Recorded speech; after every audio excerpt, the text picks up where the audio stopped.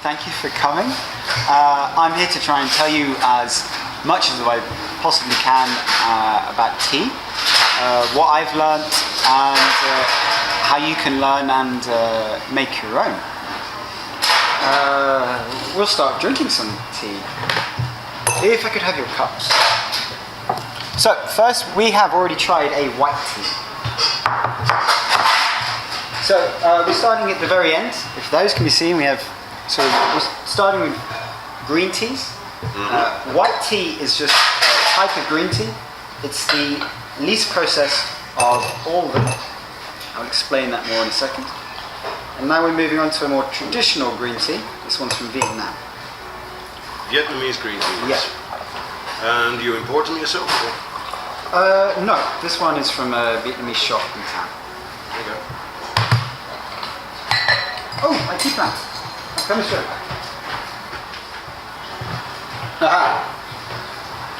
Okay.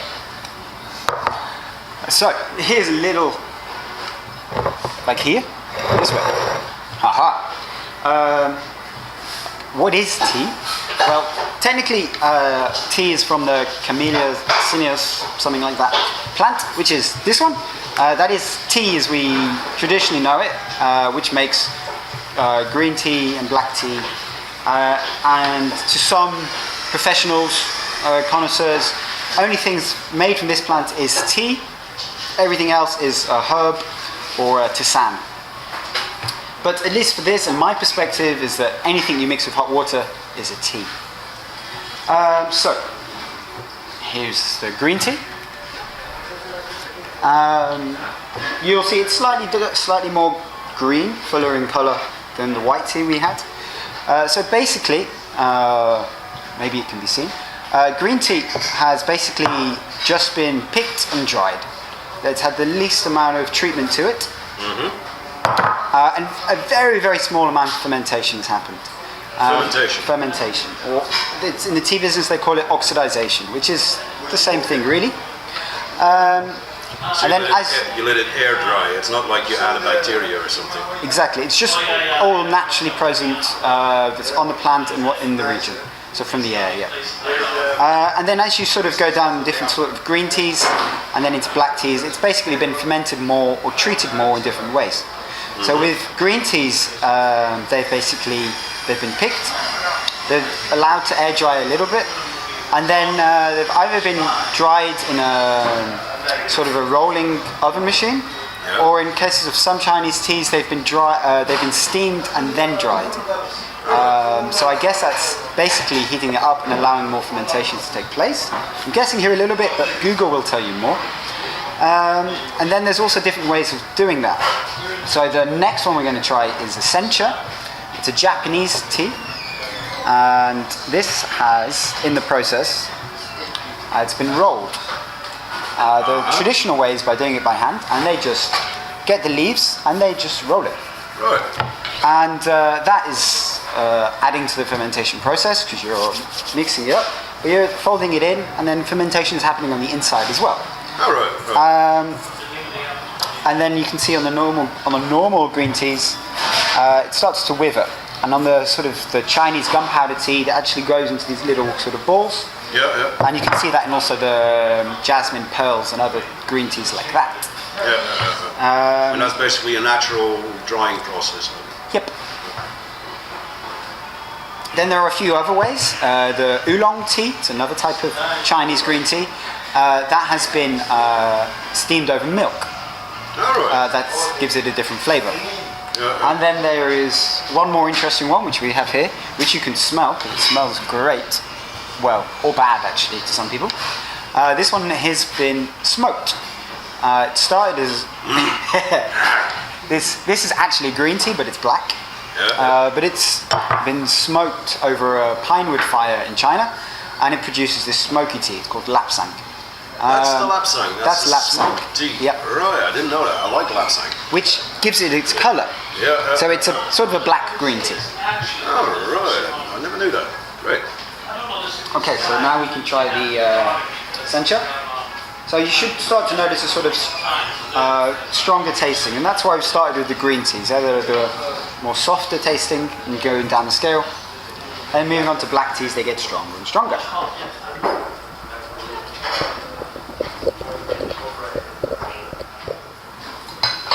Have your cups. Thank you. So, I tell you everything I know about the green teas, but green tea is sort of the area where I know the least about. But I'm learning more and more every day.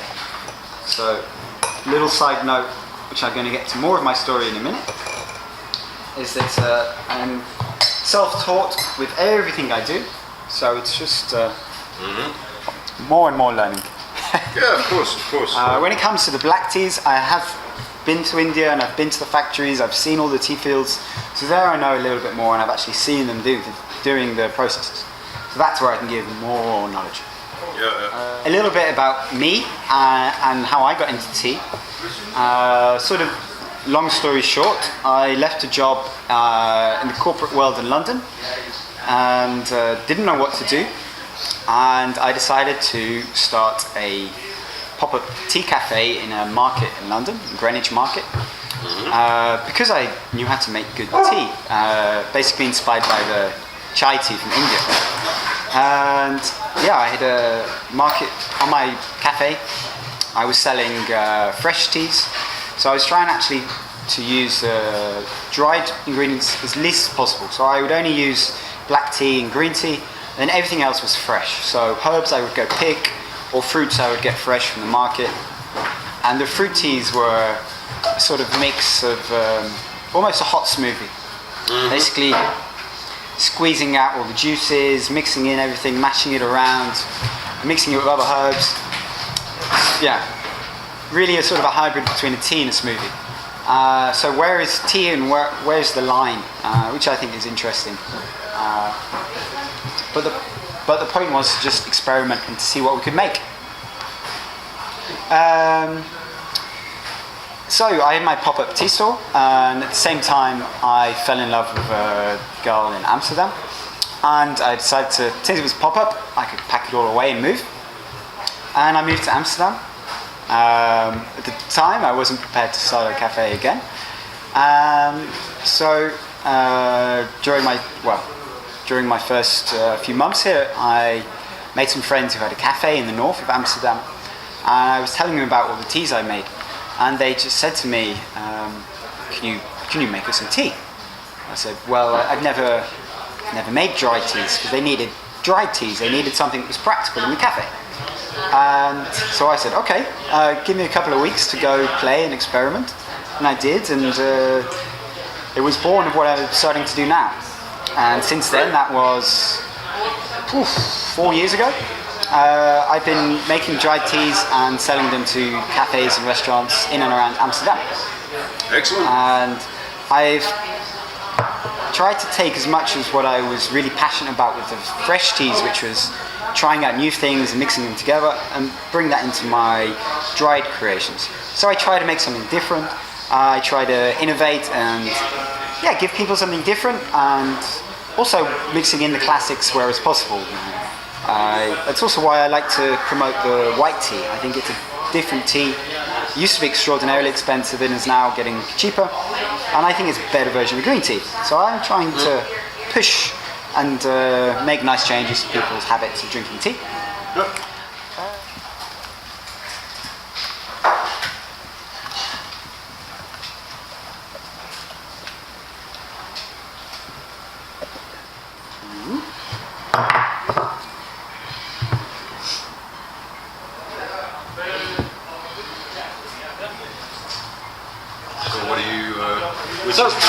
Now I'm making some black teas. I'm going to tell you about them and get back to my story in between as well.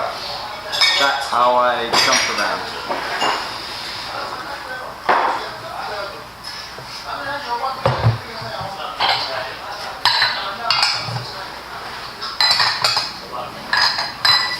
So I have made some lapsang, which I mentioned, which is, for me, I actually class it as a black tea because of how it looks, and it's a strong taste.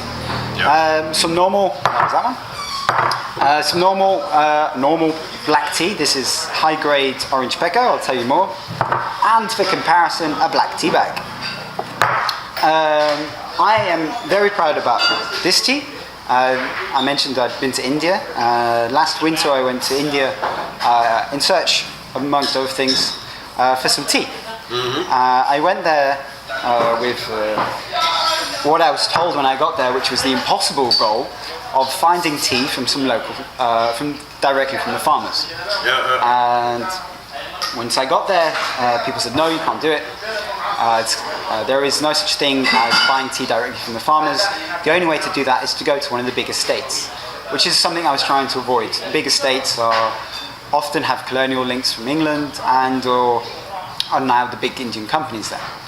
Not all of them bad, of course, but I was just trying to go there more local. And anyway. Trying to find a cooperative or something. Yes. So, and in the end, after some weird meetings and turning up at, I was in the Nilgiris mountains. This is in the south of India in Tamil Nadu. After turning up at the Nilgiris Tea Farmers Association and offices like that, I got introduced to a tribal farmers collective. Wow. They are they were not the original inhabitants of the area, but second, they migrated from the plains up to the mountains. And they've still kept their tribal traditions, but you can see some of them with televisions in their house. But they're a really, really great group of people, and I got to see some of the nice things that they did. And they are a collective. So what usually happens with the small tea growers is they harvest their tea and then they sell the tea leaves, freshly cut, just like this, to a factory. Factory dries them and then processes them. Then the factory takes them to auction, and at auction they are then bought, and then they could be resold again and again before actually ending up at another company or ending up in a tea you buy in Europe, where we are now. So it's not great. The farmers who are actually producing the tea get awful prices, which are also depending on the market. So sometimes it's prices going up and down, and really they're getting nowhere near the full value of what tea is being sold here at. And of course, because there's middlemen, like I said, it has to go to the factory, then it has to go to auction, and then again it can be resold and resold. And the farmers are really getting changed from this. So it was really, really cool to actually find this collective. When I was there, they have just bought their first factory and were looking to buy 2 more.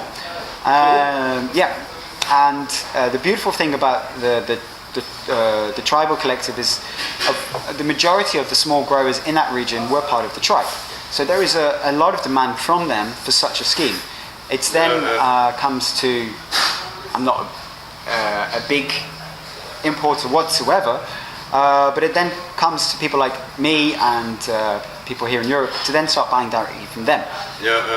So I'm proud that this year I can now put another order in for a huge big bag of tea to come from them. And so basically you managed to find what you were looking for. Excellent. And the price I pay to them is almost, it's the same as what I would pay from one of the estates, but it's going all to them. And it's going exactly. Like you totally cut out like 10 different middlemen and of course they're nice guys. They are not certified organic, but they're practicing organic because they're very aware that this is the sort of trend, especially in other markets, that people want to have organic produce. So they are farming and growing it organic. I got to look the farmer in the eye and ask them, do you use pesticides and fertilizer? And he said, no. What do you do when you have a pest or problem? And he told me they just take up the tree and throw it away. So